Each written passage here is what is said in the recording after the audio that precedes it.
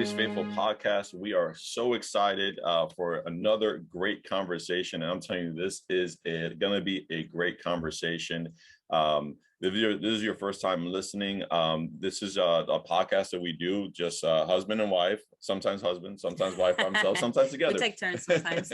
And we just love having great conversations, great stories, all revolving around how God is always faithful. And that's how he's been in our life. And it's kind of led to this podcast, to a blog, to books, and all these other things. And God is just doing awesome things. So today we have a great conversation, and it is an individual that wife here met. And so I'm going to let you go ahead and introduce her. Yes. So everybody say, hi, Heather. Hello, Heather. This is Heather. I met her. Our little girls go to school together. And I always heard Hannah Lee talk about her bestie, Marissa. She has certain friends that she calls her bestie. And I always heard her name. And then, so finally, I got to meet Marissa, and then I got to meet Heather.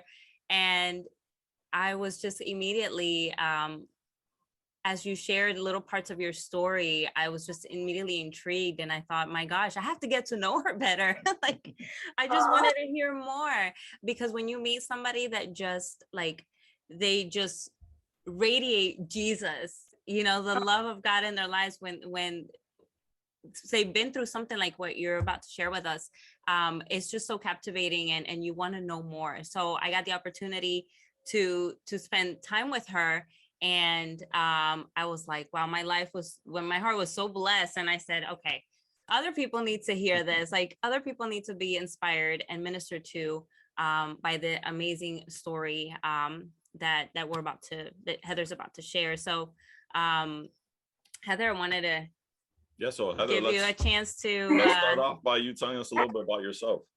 All right. Well, thank you for having me on here. And I love that the title of your podcast here is With Faithfulness. And God has been so faithful through my journey. So I'm excited to share it with you guys. But so I am a widow with 5 children. And my husband. How many children? I know, 5, 4 boys and 1 girl. So yeah, lots of kids. And my husband and I.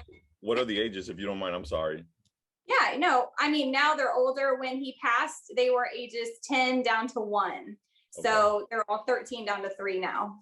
Okay. Yeah, but my husband and I, we were married for 15 years. And a week after my 5th child was born, Bryce, we found out that the suspicious spot that he had on his tongue was actually cancerous. And a few months prior, he had been to the dentist just for a normal routine checkup. And they found some white spots on his tongue, and he didn't even know they were there. We didn't know what they were. And so he got them tested, and it turned out they were negative for cancer, but it was still weird. It was suspicious. Like, why do you have spots on your tongue? It's not normal. And so around Christmas of 2017, at this point I was still pregnant with Bryce. He was born in January, but he had a spot that was actually more painful, and he was like, I'm going to get this checked out. And then we found out that it actually was cancer. So that was definitely unexpected news. He was only 38 years old at the time, and definitely wasn't good, but at the same point we caught it really early, and he was thankful that he had been getting it checked out, because he normally would have just thought it was a canker sore or something like that. And so the procedure that they did at that point, this was a really quick kind of bout of cancer. The spot was about the size of a pencil eraser on his tongue. And so they did a surgery where they cut out about a quarter size on his tongue. And I didn't know this, but your tongue can actually grow back. So over the next few months, it grew back, and he was completely normal at that point. He didn't have to do any kind of chemo, radiation, nothing. Life went back to normal. So the kind of cancer, though, that he had was called squamous cell carcinoma, and it's actually a skin cancer, and it's a very fast growing, aggressive kind of cancer. And he had a friend that was a dentist that said, oh, I'm so glad they caught that early, because that stuff is deadly. And I've always remembered that. And it was a little scary, because if he were to get a reoccurrence of cancer, it would be the same type coming back again. And so at that point, the fear, I was thankful that he was healthy again, but it's always kind of in the back of your mind, like, is this going to happen again? Is he going to get it again? What's going to happen? And, you just all those fears that can happen and everything. So, but yeah, life went to normal. And then September of that year, we were in the dining room and he grabbed my hand and said, does this feel normal to you? And he had me touch his lower lymph node down here. And it felt like it was like a hard, almost like a ping pong ball is like what I felt in there. It was a hard ball shape. And I knew it wasn't normal. And I pulled my hand back right away and I was like, that's not normal. We got to get this checked out. And it turned out it was cancerous. They do feel like it was not like spreading of the original cancer, that it was a new occurrence, because if it had spread, it would have gone to the top lymph nodes, but it went to the lower ones. And so at this point, this became more serious and we didn't really realize what was going to be happening. It was all new to us. We don't know anything about this, at this point, but he went back to the same doctor that had performed his tongue surgery. And they said, we're going to schedule you for surgery to remove it. And it all just started happening so fast at this point, because as we had a surgery scheduled, this was going to be a lot more of an intensive thing. They were going to be removing everything within his neck that could possibly be removed, all the tissue, all the muscle, everything. They had to have some key veins and arteries that would stay. But when you take all that stuff out of your neck, you have to have something to protect those things underneath. So they have to take a muscle from another part of your body and actually reattach it up here. So they did what's called a pec flap surgery, where they removed part of his pec muscle, detached it on one side and flipped it up to his neck and reattached it here. And the concerns at this point, it was a pretty intense surgery that was going to be happening. But the concerns were that it was growing so quickly that, just to give you an example, it went from like a ping pong size ball to about the size of a baseball within 1 month before that surgery was happening. So very fast growing cancer. And basically he would have some limited mobility and stuff. He wouldn't be able to raise his arms, all the way up, and turn his head might be a little bit, of an issue there, but that was, minor if we were able to get this, resolved and everything. But because it was such an intensive surgery, he had just been going to his normal ear, nose, throat doctor. And several of our friends were like, you really need to probably go to a cancer center and get some second opinions. They do this kind of surgery all the time. So that began a process of, we went out to MD Anderson out in Texas. And then we were able to go over to Moffitt, which is where he ended up getting treated. And that's when we really heard how severe this was going to be. It was going to be not just the big surgery, and they were hoping that he could even get through the surgery, because the scans and everything, if the cancer had grown too much into some of those key things like the carotid artery, for example, if it attached too hard into that, you can't remove that and live. So, they would just basically have to open them up, see where it was. And then if it was too, it had grown too much, they were just going to have to sew them up and have basically do immunotherapy, which really would have just been life extending treatment at the time. And so going into the surgery, obviously the whole thing is life threatening. It's very scary. We had thousands of people praying for us all over the place. But the goal being, it was going to be an 8-hour surgery, and they would know within the first hour, if I got a phone call, we would know that they were not able to further go into the surgery and stuff. And so, that was a pretty intense time to have to sit and wait through and see, is this even possible to do this surgery, And then after the surgery could be performed, if he could make it to that, the concerns were that you have to have 6 weeks of healing before you could do any type of chemo or radiation. And this time around, he was definitely going to have both chemo and radiation. And he had a blood platelet issue that he had just from high school, kind of low blood platelets. And so they didn't know whether he would even be able to take the chemo because of the blood platelet issue that was going on. So, but that was really like, hope that we can do the surgery, and then hope that he doesn't get it back again within those 6 weeks of healing. And then he's now got to do that whole journey of all chemo radiation stuff to happen. So this was definitely a lot more intense, in dealing with this bout of cancer than the first one.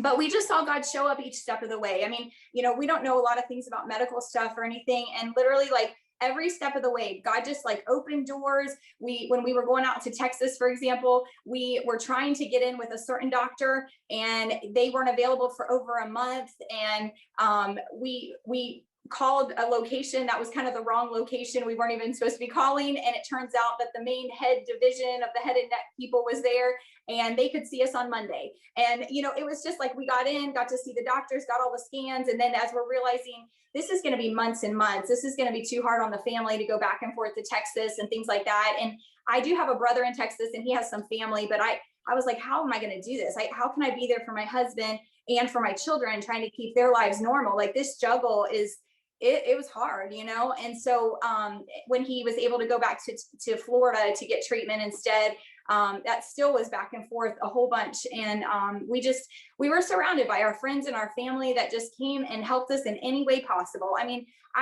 it's beautiful to see God just pour out his love on us through the people in our community. And just, they were the hands and feet of Christ for us during that time, just carrying, helping us through that. So it's just beautiful. But the beauty of God. Oh yeah. Of the body of the church. That is exactly what our job is as the church. Be the body, the hands and feet of Jesus, and be there for each other. Yeah. And absolutely. I had a hard time accepting help in the beginning, because I tended to be more like, I can do this myself. Like, I didn't mind giving to others, but I had a really hard time receiving. And so that was something that God had to really break in me and show me, like, no, like, I need to allow people to do this. This is how this is how God is going to minister to me. It's through those other people. And if I'm going to reject that, that's kind of rejecting God's help in my season that I needed him, you know, in that time. So I had to humble myself and accept help and realize, like, I can't do this on my own. And that was a big step for me, because I like to be the one that had it in control, and I got this handled, and you know, I got it. So good. That's so good, because I feel like so many people are exactly the same way. People are so afraid nowadays to ask for help, to express a need. People are embarrassed. And it's like, no, if you don't express it, you know, other people want to help. They want to be the hands and feet of Jesus, you know, and so that's something, wow, what you said is just so spot on. Like, we have to be humble and be willing to accept what others are wanting to give. You know, and then that's God moving in our lives. Yeah, and I think that's all really important stuff, and it's important when we can receive that, right? Because that's God, you know, sending us people our way. But Heather, I wanted to ask you, so we have the first cancer happens, right? And like, how that's the first time I've heard of cancer in the tongue. Like, how common was, like, when you guys went to go see the specialist, like, how common was that? I know that you said it was, and turned out to be like a skin cancer, but how common is it to be in the tongue? Yeah, I'm not a doctor person to really know the statistics on that, but I do know that normally his type was a skin cancer that you would be able to just have done an external surgery, and it would have been basically done at that point. And so to have it internally was the concern, I guess, is that it is a fast growing cancer, but it's harder to treat because it's internal. And so it can be spreading to other parts of your body and stuff. And it's just harder to control, I guess. And so it was, you know, and I just knowing what his friend had said about, this is really serious. And the other part of it, you know, never along the way did any doctor tell us you're in stage 4 or this type of thing. They never gave us that type of a diagnosis, which I'm glad, because I'm sure it probably was pretty serious. And it gave us kind of hope that, you know, we could move forward and whatever through this. But every time we would share that it was a reoccurrence and the type of cancer that it was, I mean, you could just see the look on their faces. That told me everything. It was just, I knew it was serious. They went from happy faces to like, okay, well, let's get this done. And, you know, they got real serious about how we would do treatments and stuff.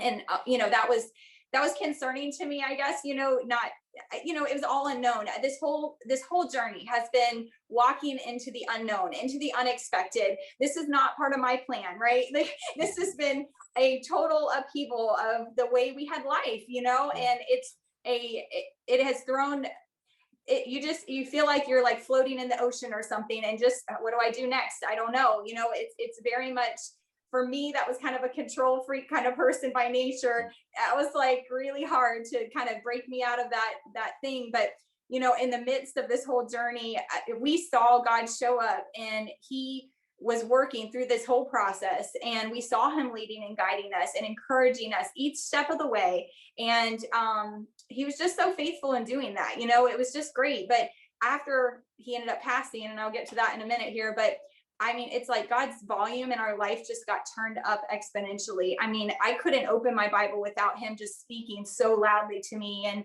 I mean, everywhere I would turn, God was just like speaking. So I've never heard him so loudly in my life as I did afterwards, you know, and through this, past few years. I mean, it's easy to know that God's with us, you know, on the mountaintops when life is good, but I'm telling you, he is the God in the valley too. And he helps us get through those things. He does not leave us. He's, you know, God is with us with a big message. He like kept pumping through me through the whole journey. And we saw him show up each step of the way in the midst of like such pain. There was also such hope knowing that God is just right there walking us through this heartbreak that we were walking through, you know? So I want to talk a little bit about faith, right? And, you know, so that just so the individual that's listening can have some type of understanding, like when did you come to know God? Yeah, so I had known, I mean, when I was 8 years old, I was raised in the church and stuff. I came to know Christ at an early age. You know, my testimony is not one of a rebellious person or any of that stuff. I'm a straight A student, followed the Lord, taught Sunday school, all that stuff, went to a Christian college, like, and my husband too, you know, both of us. And so I had walked with the Lord for years and years of my life. And yet in this season, God just rekindled a love for him and you know, it was like I had been living, even though I followed him and I loved him, I didn't realize it, but I had let some other idols creep into my life. And when this whole world shaking thing happened, it makes you lean on stuff and what are you trusting and what's going to help you through this? And I just found that those things I was leaning on, they just were crumbling, like they weren't strong, but God was, and he was my anchor through this whole storm that we had to deal with. And, you know, he taught me so many things through this whole journey, really, but he just rekindled a whole new love for him, got rid of stuff in my life that needed to leave, and really taught me about living empowered by him versus me being the one wanting to be in control and me wanting to guide my life and do the direction I wanted to go and all that kind of stuff, you know? And so I guess learning to trust God, that was a big part of it too, is, you know, I don't know. He just takes you deeper in your faith for sure. And, you know, these kinds of, when you go through something hard, you're going to have questions. You're going to have challenges to your faith. You know, you're going to ask stuff. And I learned though that it's lamenting is actually a form of praise. And I learned a lot about lamenting, and God welcomes that. He wants us to come to him with our questions, our concerns, our cries of our heart, because he loves us and he already knows them anyway. It's not like we're hiding it from him. So he wants us to come to him with those things and pour out our hearts to him. And he's there, and he's big enough to handle our questions, you know, and he wants us to turn to him versus turning to other things, because it's so easy when you're sad, mad, upset, whatever it is, to want to turn to other things besides the Lord. And yet nothing is like the Lord. You know, he's the one that we're really seeking in those moments, and that he's the one, even though it's hard, it's painful and whatever, he is the one that is going to carry us through this. And he carried me through this whole thing. And so Heather, I got to rewind there, because you said something that was really powerful. About the lamenting being part of praise and worship. You for the person that's listening, like, you have to break that down a little bit more. Like, what?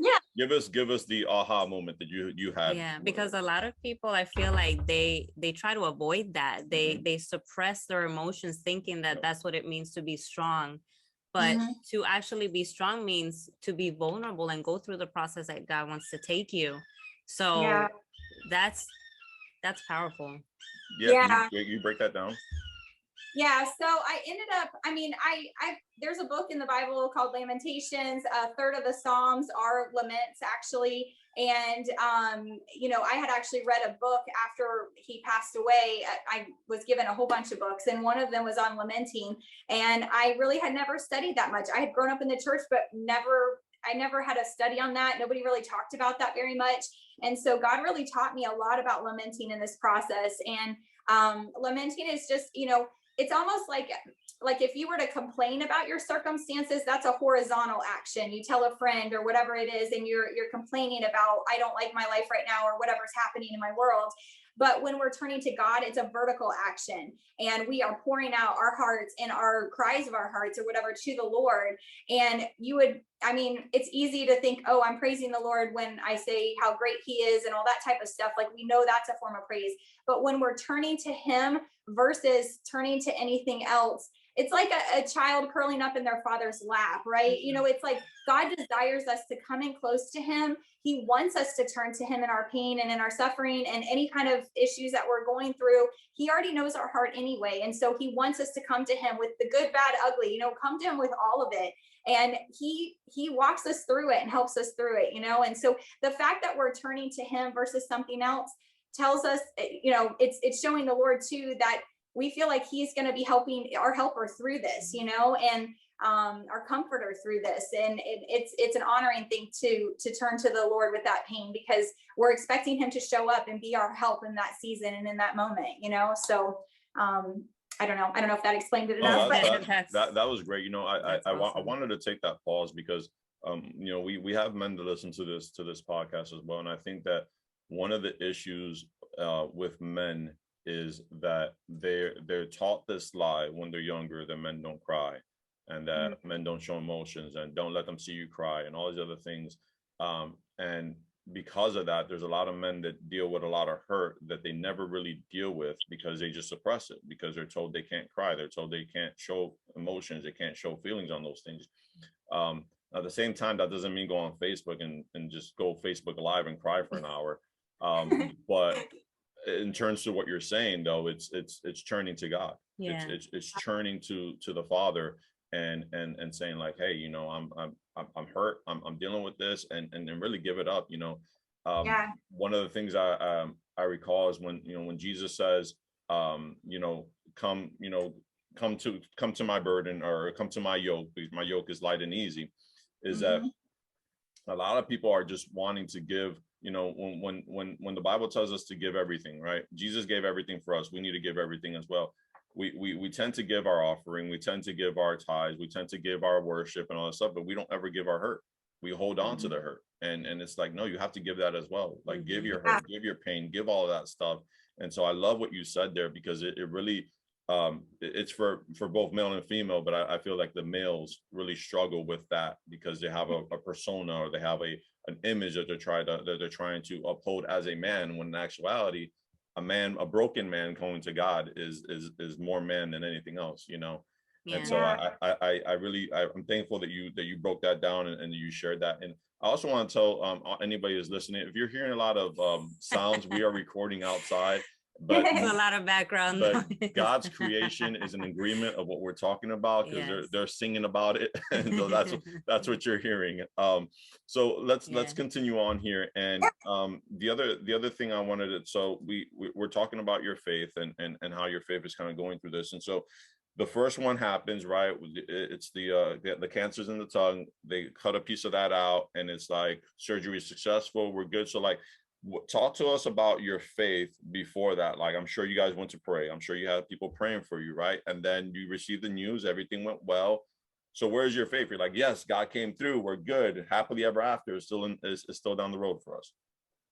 Yeah, in that moment between the two cancer journeys, it's funny because even though he had just had that little bout of cancer, whatever, he was healthy. And really, my life was, when you think of your circumstances or whatever, my circumstances were so good in that moment. I had these beautiful babies, this husband, our business was doing well, everything in our life, it's just like, picture perfect, the way I would want it to be. And yet internally, I was just struggling so much with fear and anxiety and all kinds of stuff. And it didn't make any sense because there was really no reason for it. And, some of my fears were normal fears and some of them were crazy, irrational fears. And it had become where it was almost like paralyzing me with some of these fears. And I just knew that's not the way that I'm supposed to live. And if we were to fast forward, through the cancer journey, I had bad circumstances in those moments, right? Like in the moment that my husband passed away, actually, everything is bad around me that's going on. And yet I'm telling you, if you were to ask me the moment that I had the most peace in my whole life, hands down, it would be the moment that my husband died. I just had this wave of peace come over me, and unexplainable. I mean, it was such a peace I can't even explain. And so God taught me through my journey a lot of things, and he actually did break me from my fears and things that were holding me. I needed breakthrough in that area of my life. And it was, I read these verses about you're more than a conqueror in Christ, and all these things, and I'm like, I knew that's not the way I was supposed to be living, but it was like crippling me. Like it was just, it definitely was not in a good way that I was dealing and struggling with fear in those moments. And obviously the cancer journey was part of that whole struggling with fear, but it was also things like with our business in the office and things. And even though things were going well, it was almost this pressure. I just put so much pressure on myself to make sure that things went right with it and whatever. And it was almost, the bigger it grew, the more pressure that I was carrying myself. And you mentioned earlier that verse about, when we're trusting in the Lord, when he's carrying our load, it should be easy and light, but I was putting it all on my shoulders, and it just became this horrible, internal stuff that was going on. And so God, in order to give me freedom in my fear journey, he actually took me through some of the scariest things, some of the things that definitely I should be afraid of or whatever. And yet through that journey, he was able to break that stronghold that fear had in my life and stuff. And I mean, only God can do that kind of thing, but Absolutely. he had to teach me several things in order for me to be able to break free from that fear stuff. He had to teach me who he was. And part of that was in the beginning of the journey, as I'm having to lean on him, and he's my shepherd, and he's that anchor in the storm, and he is my comforter. And he was just showing up in an experiential way, not just reading it on the pages of the Bible or whatever. Like I was experiencing God carry me in these ways through that season and beyond. And then he had to teach me about my identity in Christ. And, when you're married, you're Mrs. West, and, you're a wife, you're a mom. These are part of your identity things. And so now, what am I without a husband? I'm not a wife anymore, right? It becomes this huge identity crisis that kind of happens. And God had to teach me who I was in him. And then lastly, he had to teach me who he was in me and how that changes things. And in the past, I had let those external circumstances kind of impact, if I had a good day, it was based on how my externals were, and God had to rewire that in me and show me that it's the opposite. Like I am bringing Christ with me when I'm going places. I bring the Spirit of God, and I am, it's a whole different way to live than you have something bad happen and it ruined your day, those types of things. You can let your circumstances, that's going to toss you like the waves, you're going to go up and down and stuff. But when where God's presence is, his peace is there. And I learned about fear also, that I am supposed to fear something, and that's the Lord, and I'm not supposed to be fearing these other things. And it was almost like I placed a bigger priority and focus on those things. And I wasn't recognizing the God that was with me, the God that was in me. That's the one that's helping me get through this life each step of the way. And when I could shift my focus on him and not on that thing in front of me that was scary, it's a game changer, walking through this life. So. And Heather, when you, let me tell you, when you speak, it's like a plant, and I just see the roots, and I just want to go through all these different avenues and different conversations that are created. I mean, because you're bringing out so many good things. Like it never dawned on me because I've never been in your position, but like the idea of the identity thing, that's you it doesn't dawn on you, but when you say it makes sense right away that for 15 years of your life you identified as the wife, and you identified as all these other things that came along with that, and now I can see that God has grown you because you had to grow into somebody else. Like you're not the same person you were when you were the wife of this man when he was alive.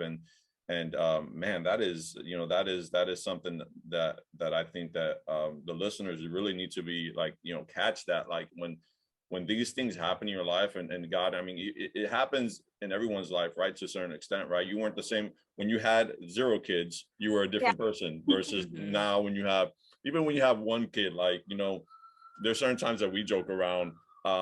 When you have 1 kid, there's certain things that you have and you're like, oh my God, this kid, this and this and that. Meanwhile, the person that has two kids is like really, like, you have no idea, like, but it's because they can only know the experiences of the life that they're currently living in the stage of their life that they're living. But as we go on, like, I can say that we as parents of three girls, our mindset is a lot different than when we just had the one girl, and so it's just God constantly is showing you stuff and teaching you stuff, and you're constantly growing, and he's kind of constantly shaping you into the person you're coming today. But wow, that really stuck out to me. And I love that when you share about like God actually taking you through the things that you're scared of to show you, that right there is amazing, because it's like when you live with God, when you have Jesus in your life, there's literally nothing that should scare you except being away from him, except disconnecting from him, because then all things go down. But when you're with God, like, you're able to have that peace. And I love so much what you shared in that moment, that when your husband passed, that you were filled with such peace, because when our daughter went through surgery, she went through open heart surgery. And I remember that moment, and it didn't make sense to me, but to hear somebody else say that in the moment of her surgery, that's when I felt the most peace in the middle. And it felt like in the eye of the storm, but it was such a peacefulness and calmness, and knowing that you made it this far, you're trusting in the Lord, and it doesn't matter what comes, you're still going to trust in the Lord. Yeah, I always tell people, when things don't make sense, it's God, because logically it doesn't make sense that you would feel this, like, you would think you would feel the peace after the first cancer, and there was successful surgery, but there was still this fear in your mind about what the friend had said, that there was a doctor, there was that still, creeped into your mind. But for you to feel that peace that surpasses all understanding, right? Like the word tells us, in the moment where most people logically would be like, that probably shouldn't be where you would have that peace, but that's God. Like, God does. Because I remember my wife feeling the exact same way when we were done. We weren't done with the surgery, but like it kind of got to the point where with us, with her surgery, is like we arrived at the moment that we did everything we could. Like the moment it's I like, came, it's in God's hands. It's in God's hands. The best doctor, the best surgeon is going to be working on her. There's nothing more that we can do but just rest in God's peace. And I remember her saying that, because I can't say that I shared the same feeling she felt, but when she expressed it to me, then it helped me kind of go more into that place.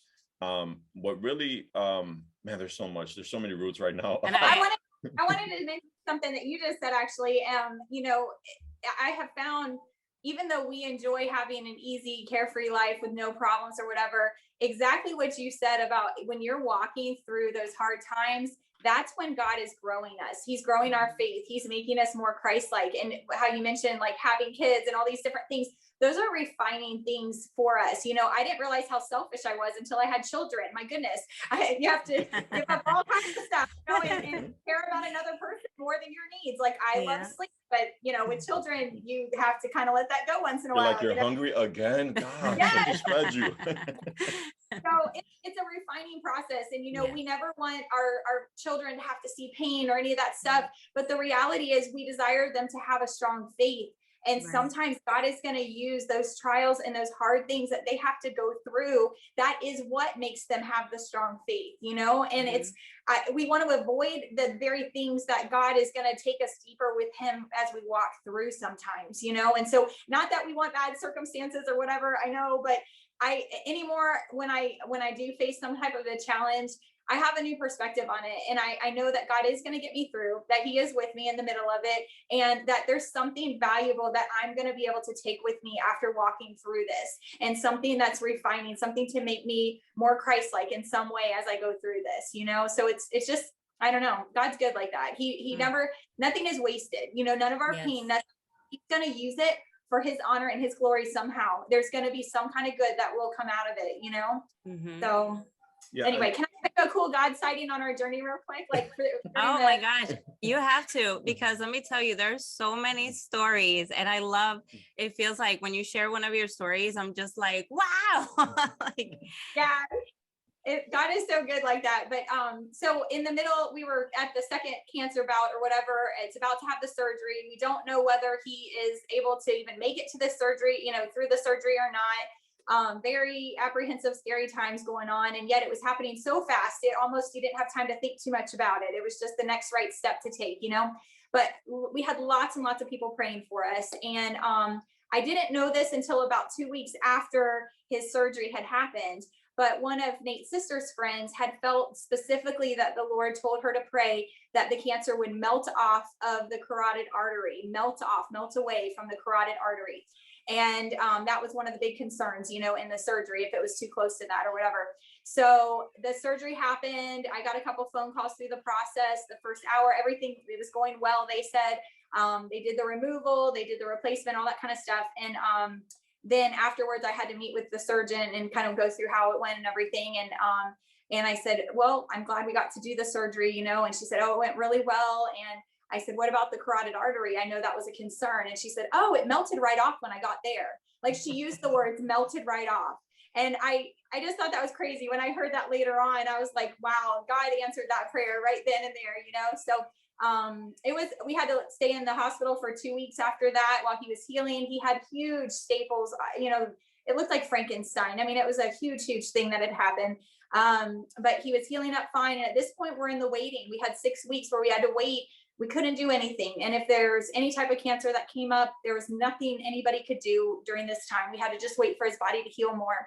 And about 2.5 weeks into it, we went to one of the appointments, and it looked like a little zit almost outside of his skin. And the doctor asked if it was that there before. And we I don't know, we didn't really pay attention to it. And so he said, sometimes cancer can start growing outside the body actually too. And so he said, let's get it tested. And it came back that it was cancerous. So it meant that either the cancer just started doing it, spreading more, or they hadn't gotten all of it and it was just growing. And anyway, at that point, we just had to wait, and we wouldn't know until he was able to be treated how far it was spreading. We knew it was still in the neck area, but we weren't sure how far it was spreading. And so from the time of us finding out that he had cancer till when he ended up passing, it was only 4 months. And so it was a very, very fast process. In some ways, I'm thankful for that, because it was really difficult to go back and forth and try to keep the kids' lives normal and try to be there for him. And I always felt like no matter where I was letting somebody down, that type. It was just a hard journey during that time. And so, but when he was actually able to get more treatment, it turned out it had spread to his lungs and it just was so aggressive. It was so fast growing. And so he ended up going, and because it was in his neck, it was, kind of making it hard for him to breathe sometimes. And I just wanted him to be closer to the hospital if there was an emergency. So he's got family in the Tampa area, and he ended up staying with them for the last half of the journey. And we would just travel back and forth and stuff. But he ended up passing away. There's a really cool story the day that he died, of not just the peace in the end there, but it's a neat day that happened there. I saw a lot of God sightings on that, and God he carried me through the whole process. I mean, I don't know how to explain it. He just did. He had provision after provision, just perfect timing, things lined up. I mean, I had a cousin that said, hey, I want to come help you sometime. Maybe I'll come down for 2 weeks in January. Turns out it was the 2 weeks right before he passed, where I needed to be over there more than ever. I mean, we didn't know that time, but God did, right? He showed up. And not only that, as I've looked back, he made provisions for us starting 2 years prior. Like, God started working things to happen that made it easier. Like, for example, in our work, he did the accounting, that's time sensitive. You got payroll, all those types of things. 2 years prior, we had somebody that was a manager at one location request to come to the main location because her father was ill. And she said, I really need to change and come closer to my dad. Is there any job I could do? And so we ended up getting her trained in his position and had Nate do a different position. And, when he got sick again, it happened so fast. There would be no way we could have ever trained people that fast to have done that. And yet the office didn't, it didn't skip a beat. And so I just saw God hand every step of the way just to carry us through that season, really. And this is a neat story that, so my husband and I had actually met on Valentine's Day. We were set up or whatever. That was years before and stuff. And so we used to always celebrate Valentine's Day really big. And we would have girls plan it for the guys plan it for the girls, whatever, and do these ridiculous proposals almost, kind of we'd outdo each other, kind of thing and stuff. It was really fun.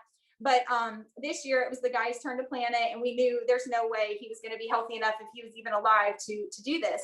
And I ended up getting this invitation in the mail from a ministry group to go to the beach for 4 days, 3 nights on Valentine's weekend. And it's like fully paid for, and they were going to have all these speakers and times of worship and stuff, and to rest, relax, recharge. And, you know, there would be a giving opportunity for their ministry. We'd hear about their ministry and stuff as well.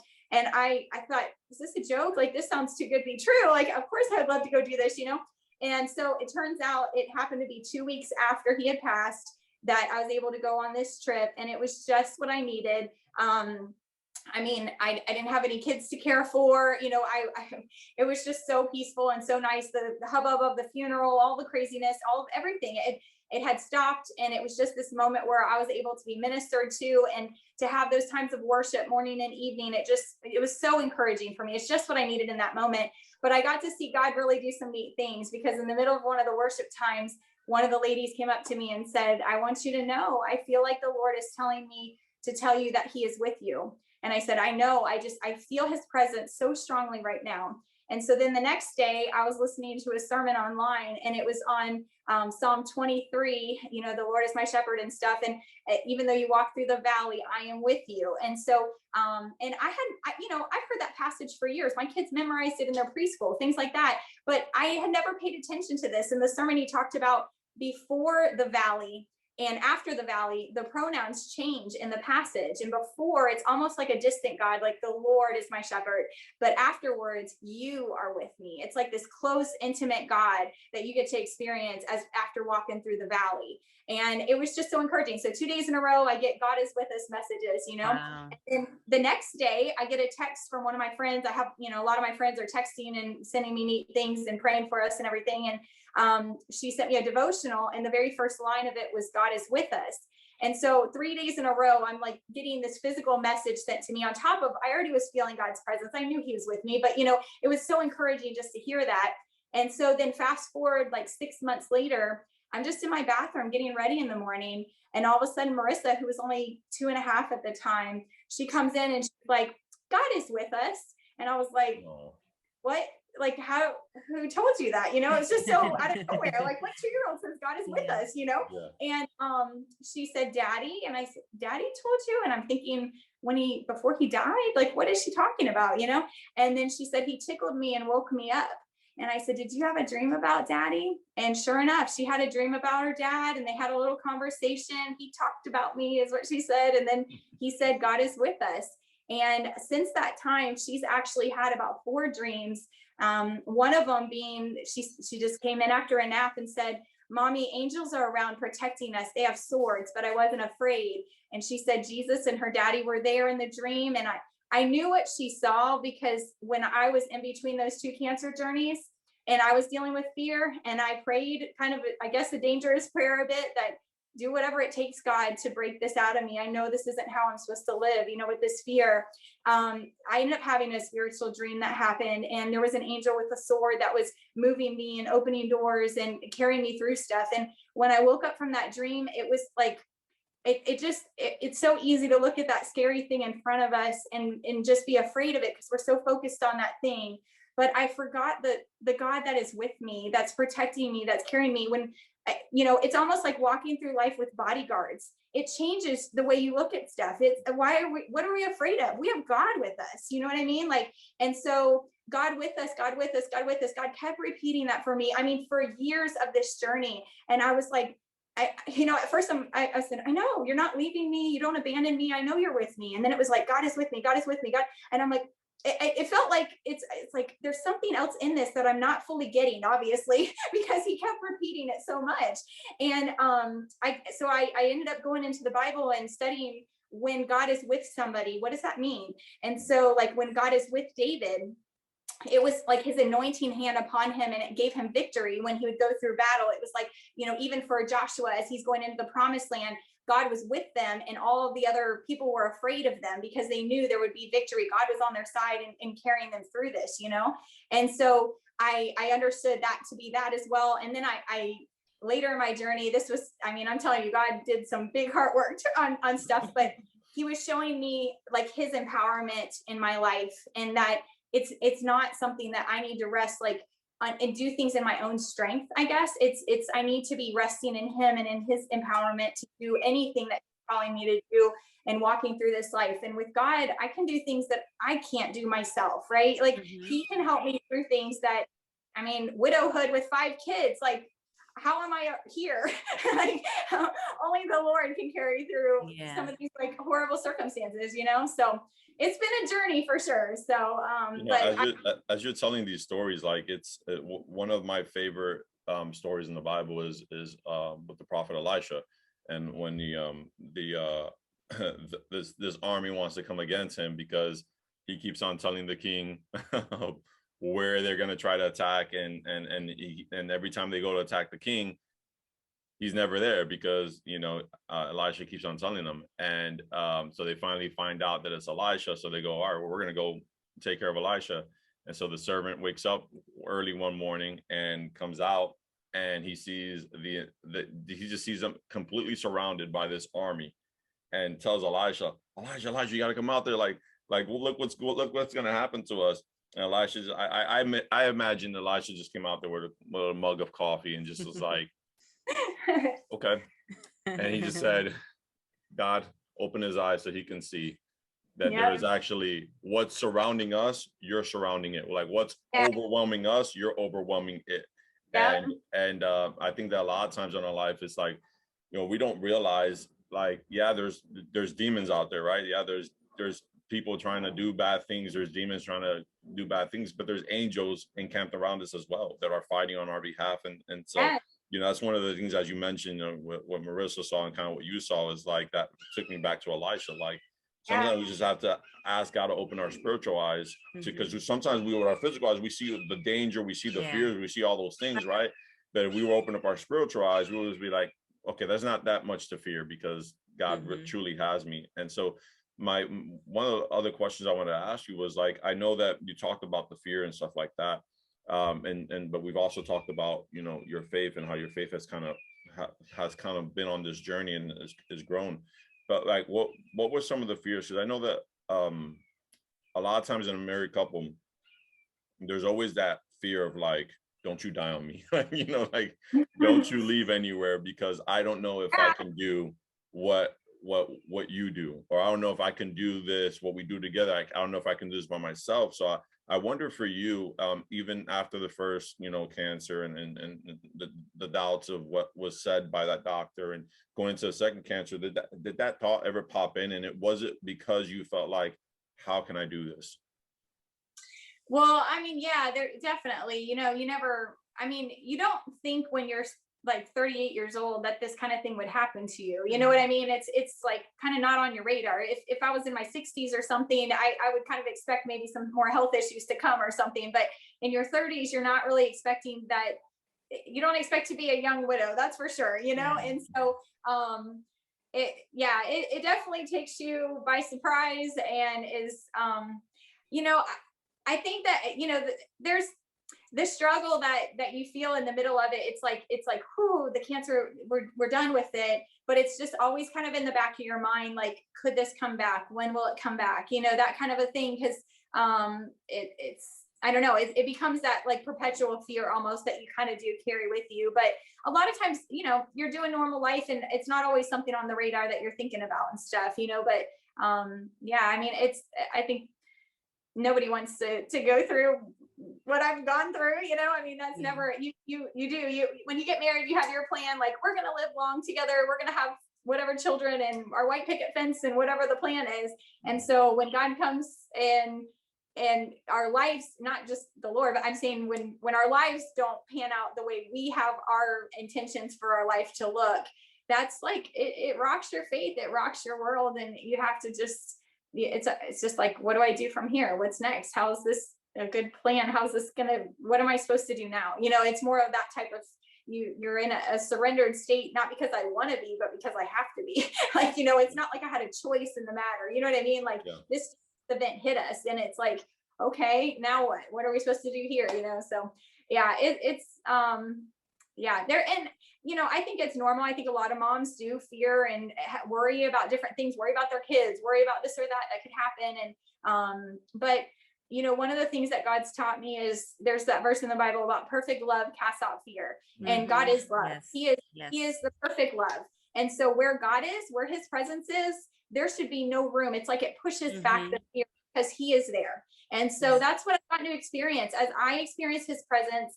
And I have been seeking him some, but I will tell you that he has been pursuing me through this journey. Even if I'm not out there looking for him, I've had some very holy moments where God showed up in the middle of craziness. I'm driving in a car on my way to a cancer center and God showed up in a powerful way for me. I mean, it was like, just there were times where I was looking for him and seeking reading. I was in the word, I was going to church.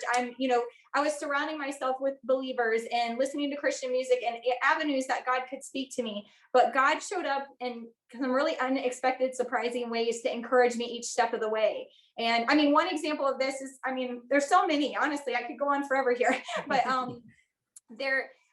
it was the night before the funeral and I went to a coffee shop with some of my friends and I was on my way to go to the restroom and there's like a community board that was up on the wall. Actually, this is the coffee shop I met you at that one time, Jennifer. Yeah. You told me. I heard this story. But there was a coffee filter that was up on the wall and it had a Bible verse on it and it said, "You don't know now what I'm doing, but someday you will, Jesus." That was kind of what was. I love that. And I mean, it totally took me by surprise. I'm not expecting to see a Bible verse sitting there in a coffee shop or on a coffee filter or whatever. And the night before the funeral, I'm wondering what's the plan, Lord? Like he died, this isn't the way it's supposed to end, right? And yet God I'm telling you, he did everything he could to make it as easy as possible for me to walk through the things that I had to walk through. He brought people, he brought everything.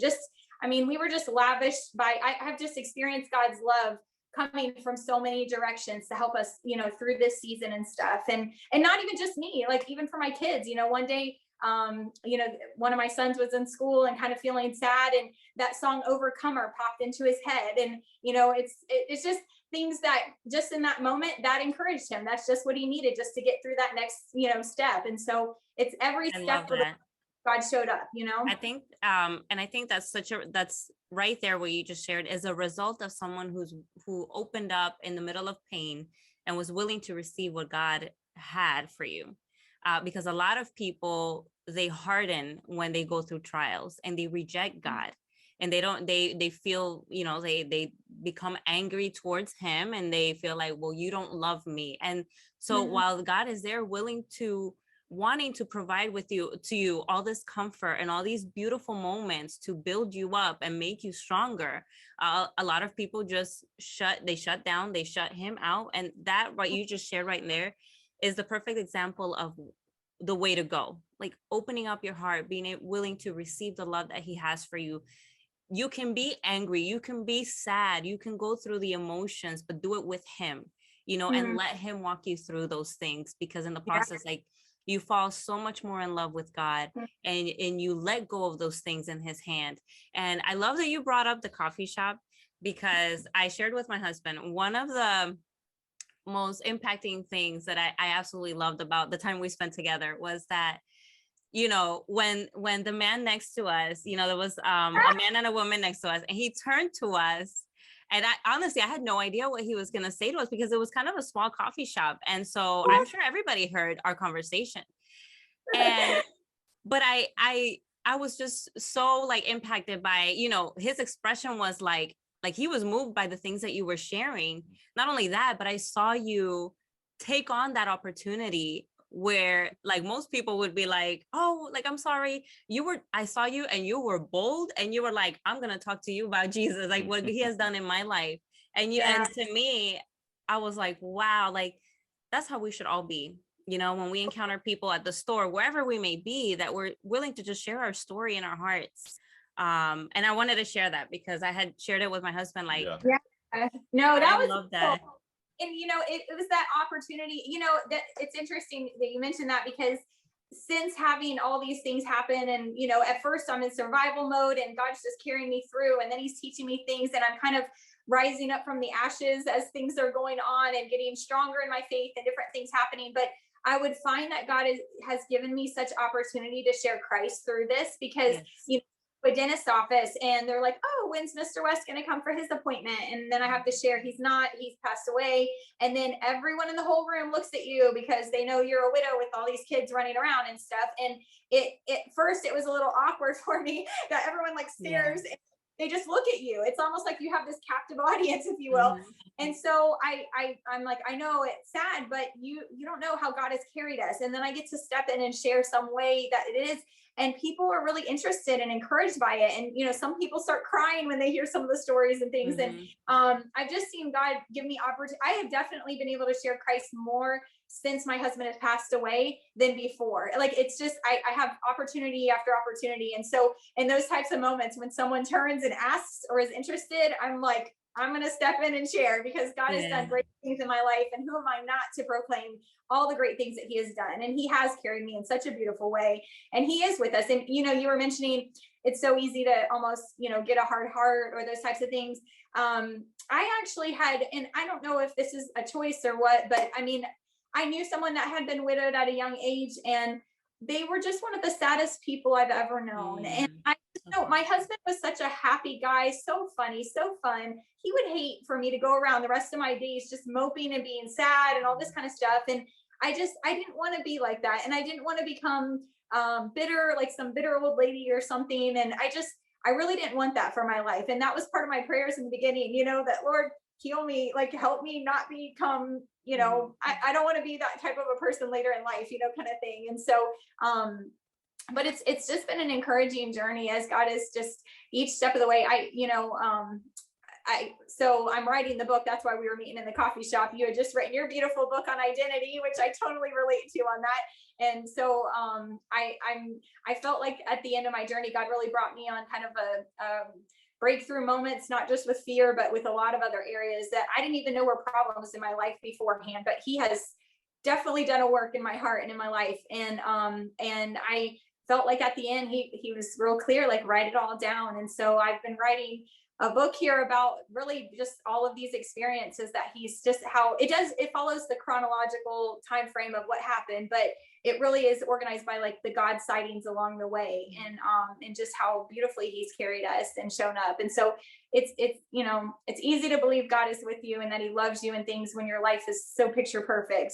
But God still loves you. He doesn't change, just because our circumstances change doesn't mean that God changes. Like he has a steadfast love and it endures. And it doesn't go up and down with the waves of our circumstance. Like his love for us is strong, and he wants us to be loving him in a way that is undivided in our love, like not with idols in our life or anything else we lean on or trust in or whatever. He wants us to have just a first love of him in our life. And he really rekindled that in my life. As he's walked me through, it's almost like some, like, when you see an action adventure movie or something, and at the end, it's like they all become like, oh, so happy, together or whatever it is. It's like that God has taken me through such things. I feel like I've journeyed with God through just the trenches here. And yet on the other side of this, and honestly, my circumstances are not different. I'm not remarried. I'm still a widow with 5 kids. There's nothing in my circumstances that's changed so much. But I just internally, God has just done such a heart work in me, and it's been a game changer on how I approach life and stuff. And I'm thankful for the things he's taught me. And I don't know, it's been quite a journey. So well, that's awesome. One of the common things I've been hearing as we've been having this conversation, and we've gone for like about an hour, and I don't even care. But one of the common things is like along the way, like you saw God just along the way. And my question for you is like, at what point did you realize, because, when someone gets sick, like if Marissa would get sick in the household, like all the intention is to Marissa, let's get Marissa healthy. Right. And so with your husband being ill and having to go through this, I'm sure a lot of attention was given to him. Right. And I'm sure you're thinking about him. He's consuming your thoughts and things like that. And you're, watching out for him, any little step, you're okay, things like that.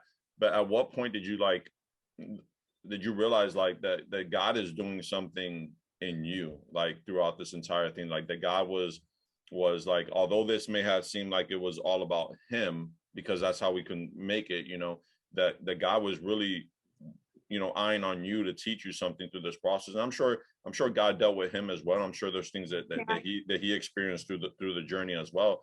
But when did you realize, like, wait, like God's speaking to me right now through this?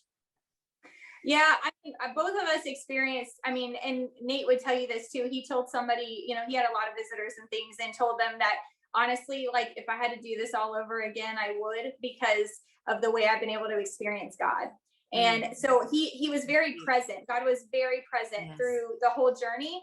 But it was almost like survival mode in the beginning. We didn't know if he was going to live. We didn't know if cancer would regrow. We didn't know what was going to happen, what the outcome would be. And so it was very much like, you're just, every step, you just, it's very unknown. And then after he died, it's almost like, well, what now? Like, this was, we thought he was going to be healed. Like, this isn't the way we were expecting this to end, kind of thing. And so, but I continue just to see God show up. And so it's like, I knew he was like walking this with us, if that makes sense. It's like, I knew every step of the way he was so present. And, it wasn't really until, I don't know, after he passed away, that God just started exposing things in my heart and in my life that needed to go. And I had to go to those painful places with God. It would have been easier to avoid it. It's easy to distract yourself or whatever, to like not face the pain and not go there, but I would encourage anybody, like, go there with God, even though it's painful and you're like, I don't even know if I can, I don't know if I can survive if I go into this pain, kind of thing. But you really can't avoid it. You have to go there in order for God to do the healing. And so I equated it to more of like a surgery on my heart. I kept wanting to jump off the operating table, and God's, I've got open heart surgery going on here. And I'm like, no, I'm fine. I'll self-medicate. It's okay. And God's like, no, I'm not finished yet. Come back up here, Yes. And so it was like, I had to go to that painful place with God. And yet it was there that he was able to heal me, and he was able to pull these things out of my life that needed to go, and just, I don't know, do his work that he had planned to do, And so I definitely, into the grief journey more, is where I saw God teaching me more.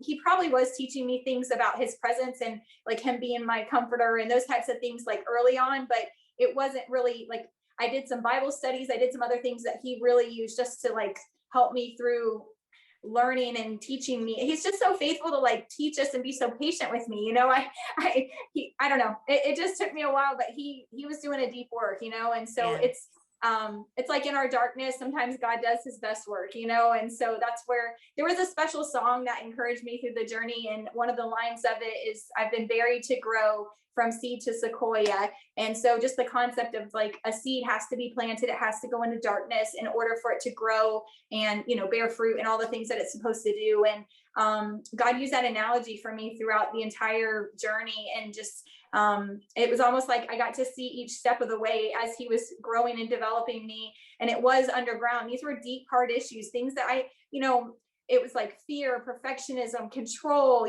all these things. And even like lack of trust in God, when I was not willing to give up control of something, it was because I really wasn't trusting God in that area of my life. You mentioned earlier about like, oh, we trust him with this pocket of our life or this pocket, but we're going to hang on to that one, and it's, God had to let me know that he's strong. He is trustworthy in all of the areas of my life. I can release to him. And, he's faithful to, he's trustworthy, and he's faithful to carry me through anything in this life, so. And that's perfect. So it's, God uses it, I love it. That's such a perfect example of, what we teach, that God is not a God of religion. It's not what we do. It's not, daily routine actions, or that builds, that grants us salvation, or this or that. We can't even earn it, through good deeds or whatever people think that you can. It's all about relationship. It's that very intimate, personal walk with God, that you're just constantly having these conversations and moving forward and allowing him to work in your life. Like, you can't fake that. You can't earn it. You can't, structure it. You can't, none of that. Like, it's just real, raw, and you just have to let him in. And that's the beauty of the God that we know, the one true God. So I just want to say, I encourage, if you're listening to this or you're watching this, and you don't know the Lord personally, then I invite you to make that step, to ask him into your life, and to begin that journey and that relationship with him, because there is no one like the one true God. And this conversation is a perfect example of just how real he can be, even in the midst of pain. Many people say, you know, if God is so real, why is there pain? You know, that's such a common question.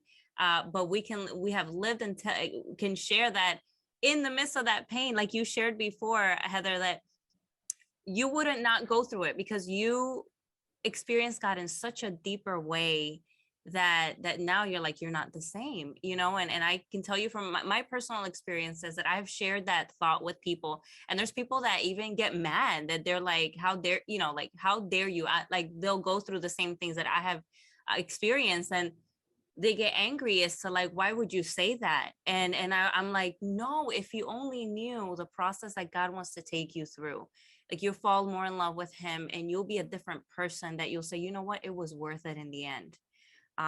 So I love that. I love. Yeah.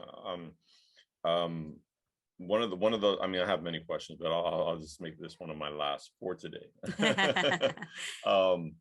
You know, when you talked about, shortly, where you talked about, you know, you thought he was going to be healed, and you thought that, you know, everything was going to be okay.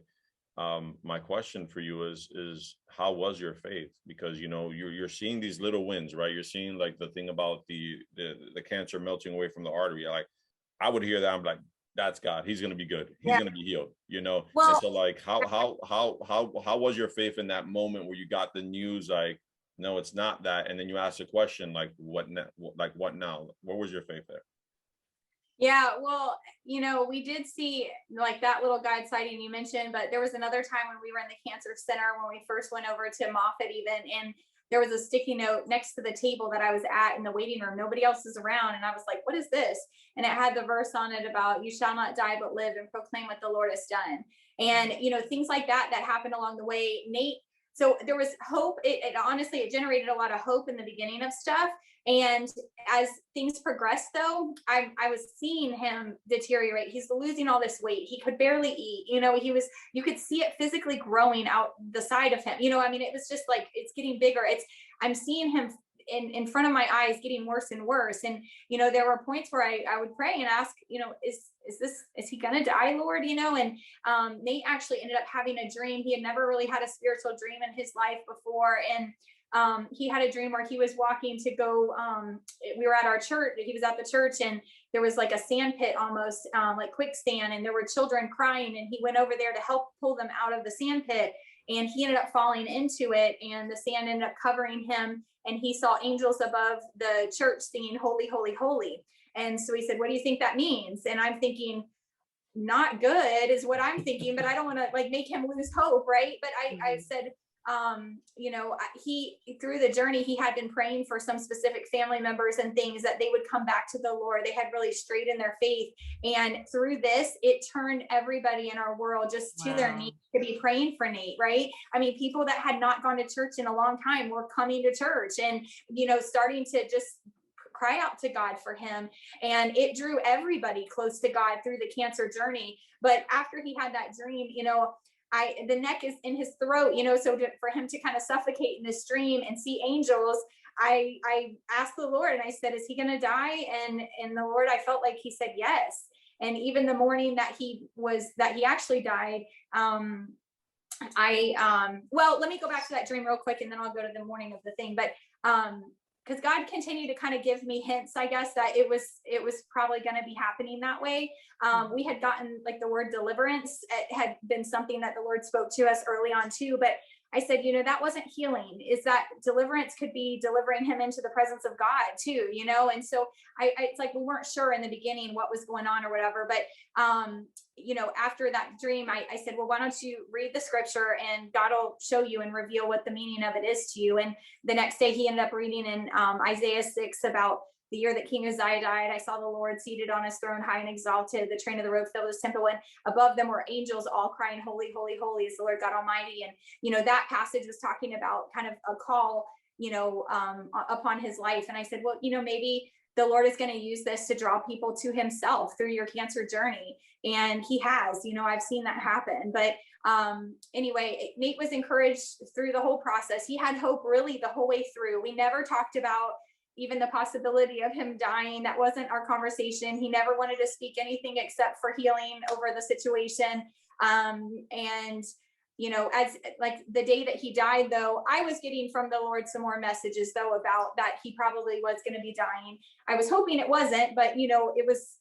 Anyway, we were all praying. I mean, everybody's praying and fasting, and I mean, lots of prayer going into this. But the day that he died, even that morning, I read about the death of Jacob in the Bible study, and I just felt like the Lord said it's going to be soon. And then it was a Sunday, and so I was driving over to Tampa to visit him, and we had just been there the night before with the boys. And as I'm driving, all the family's asking, like, are you coming soon? What, he's not doing well. Are you almost here and stuff? And so because I wasn't going to church that day, I ended up listening to a sermon online. And the title of the sermon was "This is Part of the Plan." And everything about it was talking about how God's ways are not always our ways. And it spoke to me so much that morning on the way over there. And then we all were there. I made it in time, but he was unconscious at that point. All the family, there was a lot of family and stuff that was there, and just singing praise songs and just being there and stuff. And then after he passed away, on my way home, I was, I just felt this peace. Everybody was worried, are you going to be able to drive home? Because it's, a 2-hour drive. And right afterwards, I just felt this peace. And I went over to my niece, and I don't even know what I said, but I just spoke to her. And I went to another family friend that was there and spoke with him. And I know the Lord, I don't know what even I said to them, but, and I felt fine to go home. And so I drove home, and I knew I still had to tell the boys that was going to be a really difficult time, but I texted one of my friends and told her that he passed. And while she was reading my text, there was a song that came on the radio that she had never heard before. And she sent me it right away. And she said, you have to listen to this. And it was the song "Well Done" by the Afters. And it's talking about what we'll be like when we see the Lord someday, and all our pain is gone. And then it's going and saying, "Well done," like, "Well done, good and faithful one. You've run the race and now you're home." And so just the timing for me to hear that song in that moment was just so special. The Lord he just was saying, "Well done, Nate. You did your job. You did this well," and it was just so encouraging to hear that in that moment. And it was neat for us too. A couple months later, the radio station DJs knew that song was special to me. And the Afters actually came to their studio and recorded me a special message where they sang me that song and our family. So I was like, Lord, it's that kind of stuff. Like, he doesn't have to do that for me, but he does. He's just so gracious, and he is father to the fatherless. He's the defender of the widow. Like, he's there for us and our family. And I don't know, he's with us each step of the way. I don't know how else to explain it. He just is. That's crazy. Like, that's every time when you hear things like that, you say that's crazy. And then it takes you back to, Francis Chan's book, Crazy Love, because that's what it is. That's what it is. It's crazy love. Like, and one thing you were saying about, like, that this entire time you were going through this, like, it wasn't that you were pursuing him, he was pursuing you. And last podcast we talked with one of the pastors at our church, Pastor Kelvin Garcia, and I had a conversation with him regarding love, because he had brought a great teaching on love at our church. It was titled Matchless Love. And one thing that he gave a very all those who are listening, check out the last podcast if you want more details on it. But he was basically sharing his testimony about when his mother died from cancer, and it was very, it's happened very quick, and it was very much of a surprise. A lot of people in the church felt like God was going to heal her, and that didn't take place. And he just kind of talked about how that, and among other things that were going on in his life, and he always thought that as a Christian, that what kept him a Christian, or what kept him a child of God, was his love for God, right? That kept him. And what he comes to the revelation of, that God essentially tells him, it wasn't your love for me that held you, it was my love for you that held you. And I that's all I hear when you're talking about your experience and stuff like that. And it's so powerful that's the same message is kind of being said 2 podcasts in a row here about the love of God. And then when you talked about your faith, man, I think that just really signifies our podcast, Love Always Faithful. Like, one thing we always say is God is love, and love is always faithful. And I think I know that God is gonna he's gonna do so much more in your life. I believe it. It's so evident. I mean, I see it. And so right now, like I invite whoever's listening to join Heather in her journey of finishing her book. We know, and now we're super excited. I can't wait to read it. You'll be back for that too. Yeah. And so Heather, can you share with the people if they want to join you on this journey, like where can they find you? Yeah, so on Instagram, I'm buried to the number 2 grow, buried to grow. So that's probably going to be the name of the book. I'm not really sure, but that's where you can find me on Instagram and follow the journey on that. So yes. Perfect. And we'll share that in the show notes, so that way it makes it easier for all of you who are listening to be able to connect with Heather. And kind of, you know, there's a lot of people that kind of get, like, we call them bandwagon fans, like they jump in very late at it. Like, this is your opportunity to jump in at the very beginning. Yes. So you could say I was there from day one. But I think that your story, Heather, is amazing. It's still being written. Yeah. And I think that what God has done with you so far is, it's just an amazing testimony. I feel that, you know, so many people are going to be blessed by hearing this. So many people are going to be blessed by the book. So many people have already been blessed so far. If they get to just even if they get to eavesdrop on your conversations in coffee shops, they've already been blessed. Yes. So I think that I just want to personally thank you. I know my wife has heard this story from you already. This is my first time hearing you. So I personally want to thank you for sharing, for your boldness, for your courage, to just share this story. It's blessed me. I know it's going to bless many others. Yeah, absolutely. Thanks for the opportunity. So yeah, absolutely. And it won't be the last time. Definitely won't be the last time. Well, I hope everyone enjoyed. I know this is probably our longest podcast that we've ever done, longest episode, but so you might see a part 1 and part 2. But you know what? I won't be surprised if you tell yourself at the end of listening to this podcast episode, wow, that really went by really quickly, because it's such a great conversation. So the way you can connect with us is you can always connect with us at A Love Always Faithful on Facebook and Instagram. You can also connect with us at lovealwaysfaithful.com. Those are ways to kind of see what we're doing, what we're up to. My wife here, Jen, is in the process of translating her book into Spanish. So there's some fun things going on there, some fun projects coming along, and we'll continue to have great conversations. But till then, do not forget that God is love and love is always faithful. God bless you and goodbye.